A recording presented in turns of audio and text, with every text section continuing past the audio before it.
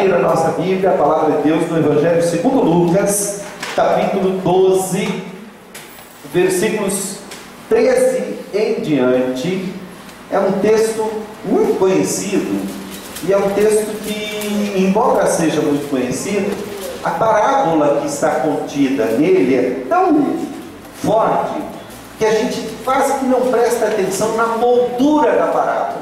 Sabe quando você tem um quadro tão bonito, um quadro que é tão bem pintado, um quadro tão bem feito, que ninguém presta atenção na moldura?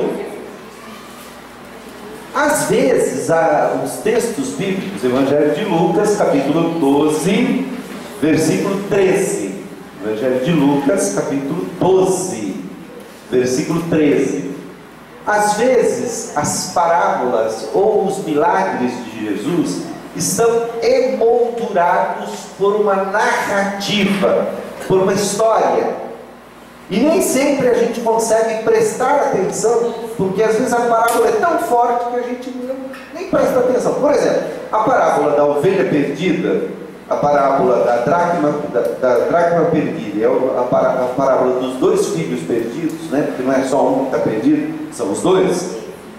Elas vêm juntas, por exemplo, no Evangelho de Lucas, e todo mundo lembra, né? Poxa, a parábola da ovelha perdida é tão conhecida, é tão forte, é tão marcante e tal, mas poucas pessoas prestam atenção que aquelas parábolas foram ditas num contexto de uma controvérsia, porque Jesus estava comendo junto com pessoas que eram consideradas pecadoras, pessoas que tinham aquela aversão social contra elas, eram publicanos, eram pecadores, eram pessoas que eram classificadas como gente desqualificada. Quando os fariseus viram Jesus comendo, provavelmente na casa de Mateus, um outro texto paralelo a esse mostra que Mateus tinha acabado de se converter, deixou a coletoria, chamou os seus amigos, e como nenhuma gente boa, entre aspas, né? Nenhuma gente de bem gostava de publicano, provavelmente os amigos de Mateus não eram lá gente muito recomendável conforme os padrões religiosos, conforme aqueles fariseus e aqueles escribas e aqueles religiosos da época de Jesus. A moldura, então, é a discussão dos fariseus dizendo que Jesus comia com pecadores e se alegrava com eles. E aí Jesus vai contar 3 parábolas onde alguma coisa perdida se achou e houve uma grande alegria por causa daquilo que estava perdido e foi achado. Esta parábola aqui também tem uma moldura, e é uma moldura muito tênue, muito rápida, que a gente nem presta atenção, porque a parábola em si é muito marcante. Vamos ler o texto. Diz assim: nesse ponto, um homem que estava no meio da multidão lhe falou: mestre, ordena a meu irmão que reparta comigo a herança. Mas Jesus lhe respondeu: homem, quem me constituiu juiz ou partidor entre vós? Então lhes recomendou: tende cuidado e guardai-vos de toda e qualquer avareza, porque a vida de um homem não consiste na abundância dos bens que ele possui. E lhes proferiu ainda uma parábola dizendo: o campo de um homem rico produziu com abundância, e arrazoava consigo mesmo dizendo: que farei? Pois não tenho onde recolher os meus frutos. E disse: farei isso, destruirei os meus celeiros, reconstruí-los-ei maiores, e aí recolherei todo o meu produto e todos os meus bens. Então direi à minha alma: tens em depósito muitos bens para muitos anos, descansa, come, bebe e regala-te. Mas Deus lhe disse: louco, esta noite te pedirão a tua alma, e o que tens preparado, para quem será? Assim é o que entesoura para si mesmo e não é rico para com Deus.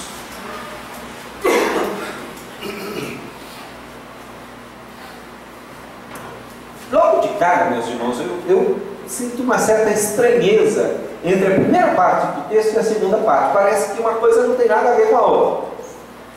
Parece que está se tratando de um assunto e de repente Jesus muda de assunto. Por quê? No meio de uma das suas discussões, no meio de uma das suas conversas com os fariseus e as ademoestações que ele dá aqui no capítulo 12, preste atenção, se você olhar um pouquinho antes ali, está ali, o plano para tirar a vida de Jesus. Quer dizer, Jesus já estava num ambiente de extrema hostilidade contra ele. E ele vivia em controvérsias com os fariseus. Os fariseus estavam sempre cercando Jesus e tentando extrair dele algum erro, algum tropeção, alguma coisa que Jesus fizesse, para que Jesus pudesse ser preso e a sua vida fosse tirada, porque já estava assentado no coração das autoridades que ele deveria morrer. Pois bem, no meio disso, talvez num daqueles intervalos que acontece, às vezes naquele momento, alguém do meio da multidão levantou-se e gritou para Jesus, dizendo: olha, um homem que estava no meio da multidão lhe falou: mestre, ordena a meu irmão que reparta comigo a herança. Essa frase, meus irmãos, traz dentro de si e traz à tona uma coisa que a gente conhece muito bem. Quem não conhece na pele, quem não conhece na carne, já viu famílias se destruírem por causa da herança que um pai, que uma mãe, que um avô, que uma avó, que um tio, que uma tia, que uma... Quantas famílias no decorrer da história da humanidade têm se desfacelado e têm tido problemas com essa questão? Aliás, o próprio capítulo 15 lá de Lucas, quando fala do filho pródigo, diz que o filho pródigo chegou para o pai e fez algo pior ainda. Ele diz assim: pai, dá-me a parte da herança que me cabe. Em outras palavras, está dizendo assim: pai, o senhor me serve para mais nada a não ser morto. Se o senhor morrer, eu estou feliz, porque eu tenho a minha herança. O senhor, por favor, já separa, me passa, que eu quero a minha parte enquanto o senhor está vivo. Para mim, o senhor morreu. Para mim, o senhor não serve para mais nada. Sua vida não tem valor nenhum. Todo o valor que você possa ter para mim, já foi. Está tudo consubstanciado na sua riqueza. É isso que eu quero. É isso que eu quero. Então, quando a gente ouve aqui um irmão chegando e pedindo para um desconhecido, embora seja o Senhor Jesus, embora seja uma pessoa que todos têm respeito, todos olham com respeito para ele, percebem nele uma grande autoridade. Talvez por isso este moço, este homem, tenha procurado por Jesus. Ele disse: mestre, ordena ao meu irmão que reparta comigo a herança. A gente não sabe o que aconteceu aqui, a gente não conhece essa história, mas não precisa saber muito para saber o que está acontecendo, né? Vocês podem imaginar quanta briga existe por detrás dessa frase? Vocês podem imaginar quanta divisão, quanto ódio, quanta raiva de um irmão para com o outro, de uma irmã para com a outra, de uma mãe que está se sentindo desamparada. Talvez houvesse ali uma discussão, talvez o irmão fosse o mais velho, o que não estava querendo dividir, e pela lei judaica o irmão mais velho tinha direito a uma porção dobrada. Pode ser que houvesse ali, meus irmãos, eu não preciso enfatizar o problema que caiu nas mãos de Jesus Cristo. E a resposta de Jesus é muito interessante, porque ele usa de um trocadilho na língua original, na língua em que ele falou. Ele utiliza assim de um trocadilho, porque a pessoa que fazia a partilha da herança, aquele agente responsável, toda a sociedade tem isso, né? É o testador, em algumas sociedades, no Brasil tem outro nome, é o inventariante, exatamente. Ele é o responsável de fazer o inventário, levantar, gasta muito dinheiro com isso e tal. Depois, na hora de ressarcir os valores que ele pagou, que não sei o que, é um problema. É um problema. Não sei quantos irmãos aqui já assistiram uma peça teatral que fez muito sucesso, acho que é do Falabella, chama-se A Partilha, depois virou filme. Ali são anos e anos de mágoas que aquela família tem, que aquelas irmãs, as 4 irmãs, têm uma com a outra. Quando elas resolvem se reunir, elas vão brigar por causa do cinzeiro da mãe, e nenhuma fuma. Elas vão brigar por causa daquela peça que ninguém quer. Desculpem a expressão, eu vou ser até um pouquinho chulo aqui. Por causa do pinico, elas vão brigar. Não é assim? É desse jeito. E Jesus olhou para ele e usou a expressão usada por aqueles que eram responsáveis de fazer a partilha. Havia pessoas especializadas em falar: olha, o correto é isso, a lei diz isso, tanto tem que ficar para isso, tanto tem que ficar aqui. O problema é que às vezes tem certas coisas que não são divisíveis. Não é possível às vezes dividir. Por exemplo, aquela túnica que Jesus usava quando foi preso é chamada túnica inconsútil. Por que ela é chamada de inconsútil? Porque ela era feita num fio só. Ela não tinha corte, não tinha como romper. Se você cortasse aquela túnica, ela se desfazia. Era uma túnica muito valiosa. Lançaram sortes sobre ela. Há bens que não dá para dividir. Por exemplo, tem uma casa da família, às vezes não é uma casa grande, às vezes é uma casa lá simples e tal, mas é uma casa onde estão guardadas as lembranças mais queridas, mais profundas da infância, onde brincavam juntos, onde tem os esconderijos, onde tem as coisas. Como é que você divide um negócio desse? Quem vai poder aquilatar o valor sentimental de uma coisa assim? Como é que você reparte isso? Como é que a gente consegue fazer esse tipo de partilha? Jesus disse: homem, quem me constituiu partidor entre vós, juiz e partidor entre vós? Olha o que diz aqui: quem me constituiu juiz ou partidor entre vós? É como se ele dissesse assim: você está querendo que eu divida ainda mais? Quem foi que me colocou como alguém que vai dividir a tua família, que vai dividir a tua casa, que vai dividir o teu amor pelo teu irmão? Quem foi que me constituiu dessa maneira? Eu não vim para isso. Eu não vim para dividir as famílias, eu não vim para dividir os casais, eu não vim para dividir aquilo. Isso acontece, meus irmãos, não somente na hora da partilha, quando alguém morre, mas quando, por exemplo, há uma separação.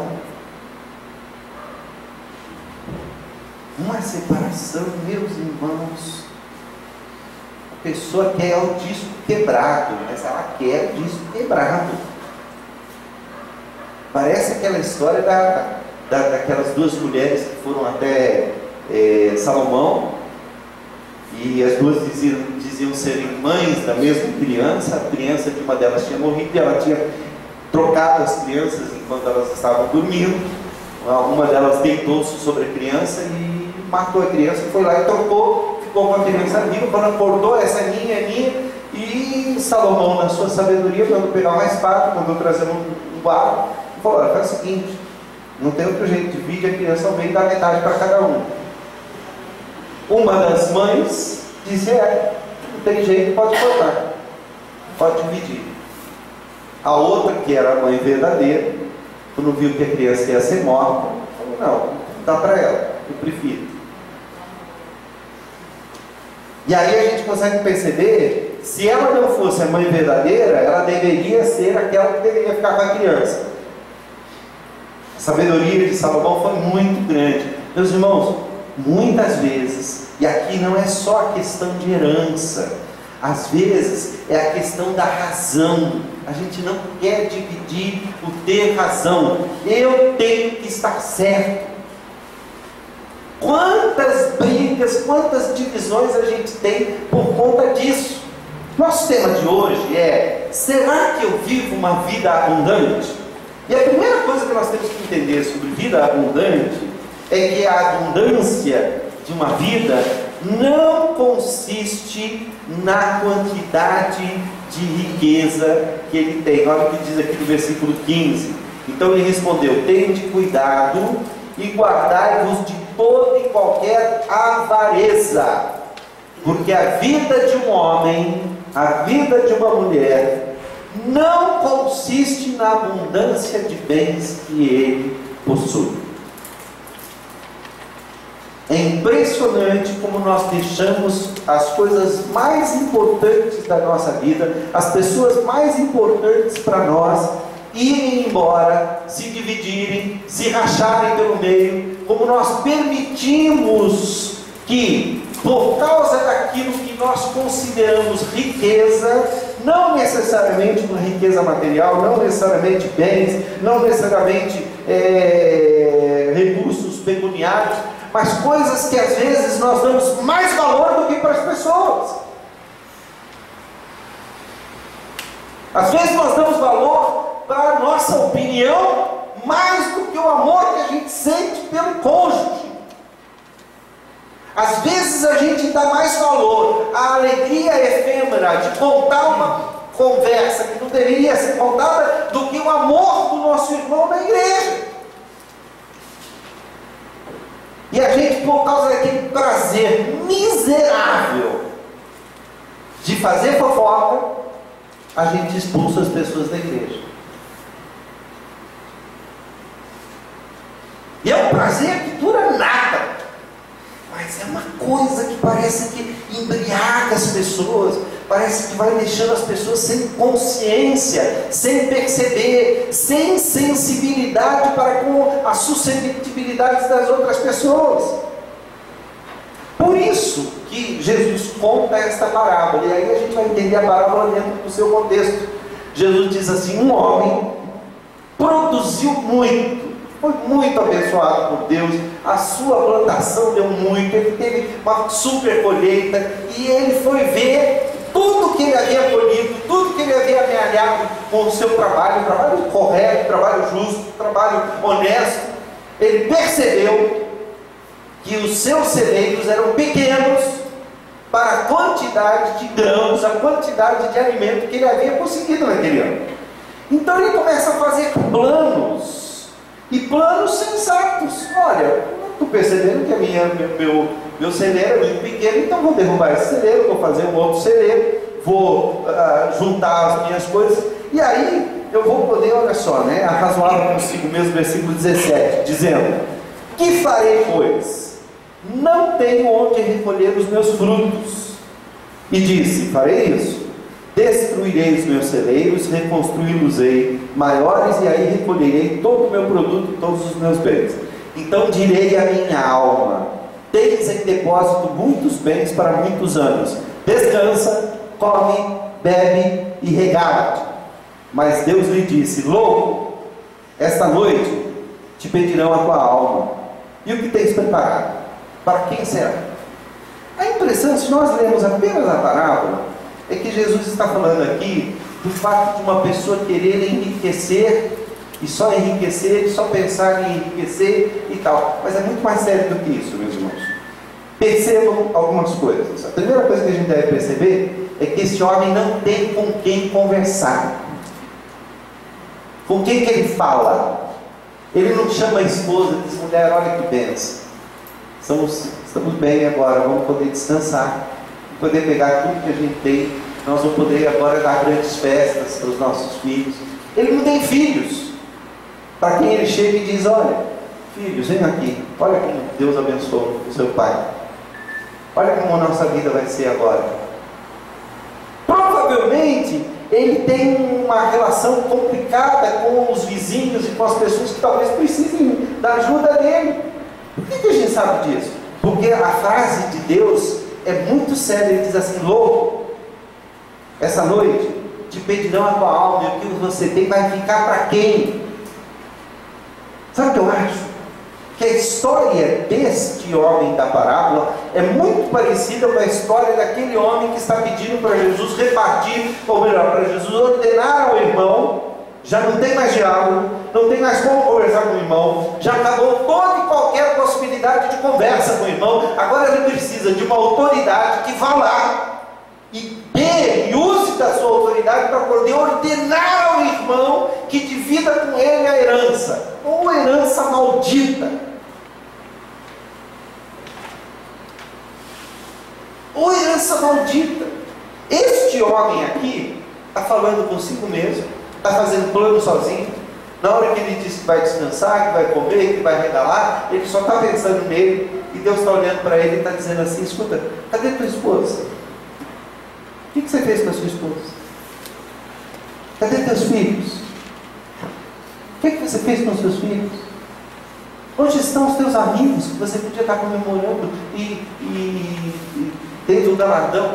Você vai passar a última noite da tua vida sonhando com planos que você não vai poder cumprir, e o que você tem não vai ficar para ninguém, porque não sobrou ninguém ao teu lado, não sobrou ninguém para chorar a tua morte.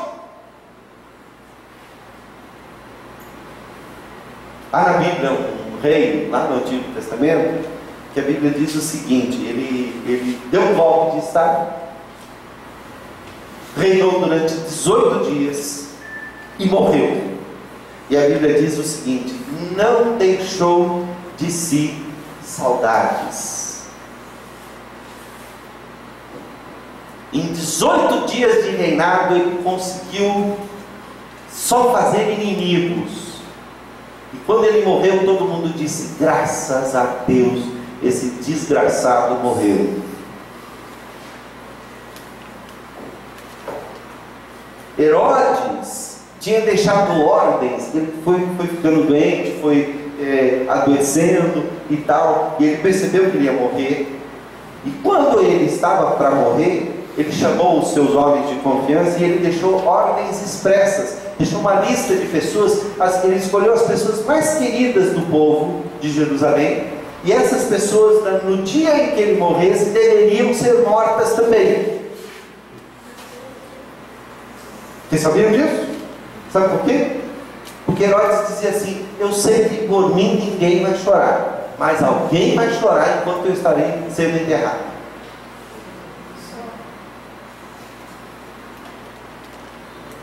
O rei, o imperador Augusto César, falou sobre Herodes. Herodes viveu na corte de Augusto César durante alguns anos, até que por tramóias ele conseguiu o trono de Jerusalém. Ele se indispôs com Cleópatra, ele arrumou briga com Marco Antônio. Ele era uma peste, Herodes era uma peste.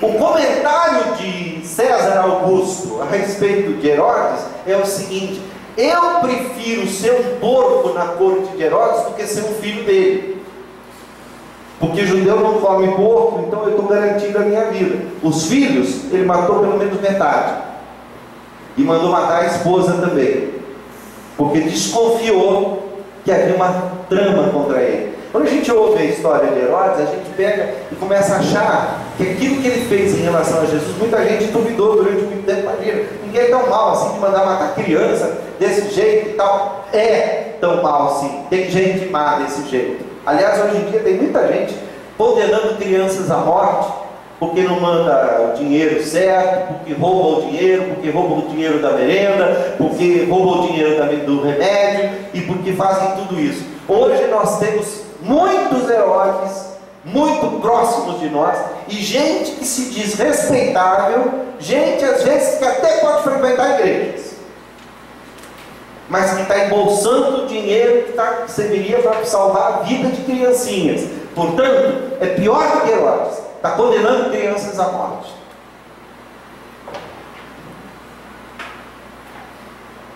Não é viver uma vida abundante. Uma vida abundante, meus irmãos, é uma vida plena da presença de Deus.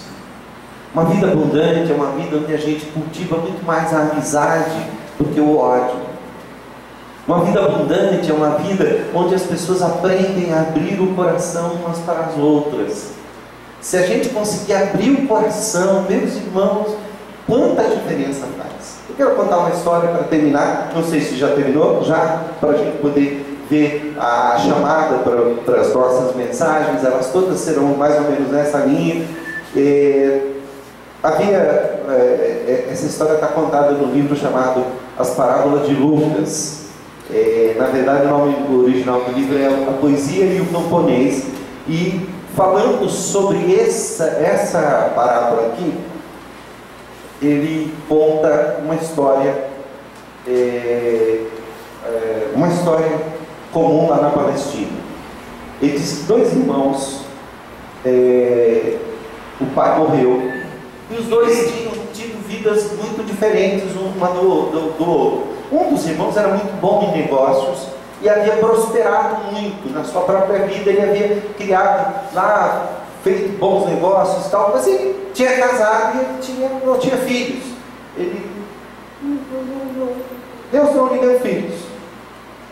Isso para os palestinos é uma tristeza muito grande. Embora ele fosse um homem muito feliz, muito querido, muito amado, tinha muitas riquezas, tinha muitos bens, tinha muitas casas, tinha muitas coisas. O irmão dele já não tinha o mesmo tino para negócio, mas tinha uma família enorme. E era uma alegria dentro daquela família, porque eles se amavam, eles tinham um pouco de comer, mas eles davam um jeito, dividiam, os filhos ajudavam em casa. Ele tinha muitos filhos, ele tinha uma família maravilhosa, uma família fantástica. Pois bem, o pai destes dois irmãos morreu e deixou ordens expressas para que os bens, as propriedades que ele tinha, fossem divididas em partes iguais entre os dois irmãos. Veio o partidor, veio aquele que faria a partilha e deu a notícia para os dois receberam a notícia, cada um lá, havia lá a marca no meio do terreno, que era justamente onde o campo era dado, e ali representava principalmente o grosso da riqueza em terras, então foi dividido exatamente ao meio. Naquela noite, o irmão mais velho não conseguia dormir. Ele dizia assim: meu pai não foi justo. Meu pai não foi justo. Meu irmão, ele é um homem pobre. Ele tem uma família muito grande. Ele tem muita gente para cuidar. Meu pai deveria ter dado a maior parte da terra para ele, para que ele pudesse cultivar, para que ele pudesse ser próximo, para que ele pudesse fazer. Mas se eu chegar para o meu irmão e dar para ele a parte que me cabe, eu vou humilhar. Eu não posso fazer isso com o meu irmão. E aí ele teve uma ideia, ele teve um plano, e com aquele plano ele dormiu contente, se preparando para acordar à meia-noite, para poder cumprir o plano que ele havia pensado. Ele havia pensado em ir até a divisa, e durante a noite, enquanto todo mundo estava dormindo, ele puxar os marcos para o lado dele, e no dia seguinte, quando acordasse, o irmão estaria com a maior parte da terra e ninguém saberia o que aconteceu, porque ele mudou os marcos em direção, como ele era o maior interessado, não iria reclamar, estava tudo ok. Enquanto isso, o outro irmão não conseguia dormir também. E ele dizia assim: meu pai não foi justo. Está certo que eu sou um homem pobre, que eu precisava das coisas que ele tinha para me dar, está certo que o dinheiro que ele me deixou, as terras que ele me deixou vão ser muito úteis, mas meu irmão, coitado, é muito mais pobre do que eu. Ele não tem família, ele não tem filhos, ele não tem com quem se alegrar, ele só tem a esposa, ele não vai ter ninguém que cuide dele na sua velhice. Ele deveria ter recebido muito mais terras do que eu, para ele poder ter dinheiro com que pagar alguém para cuidar dele quando ele ficar velho. Porque agora que ele está bem, que ele está bem sucedido, tudo bem, mas quando ele ficar sozinho, eu tenho os meus filhos para cuidar de mim e ele. E aí ele bolou um plano. Ele resolveu, naquela noite, ir lá e mudar os marcos para mais perto dele, para que o irmão recebesse a herança maior. Pois bem, naquela noite, os dois irmãos se encontraram na fronteira, e quando eles descobriram, perceberam que o outro iria fazer, eles se abraçaram, choraram e agradeceram a Deus tudo aquilo que Deus havia lhes dado. Essa história é contada para explicar onde surgiu a cidade de Jerusalém. A história termina dizendo: nesse lugar onde os dois irmãos se encontraram, onde eles dividiram as terras, a cidade de Jerusalém foi construída.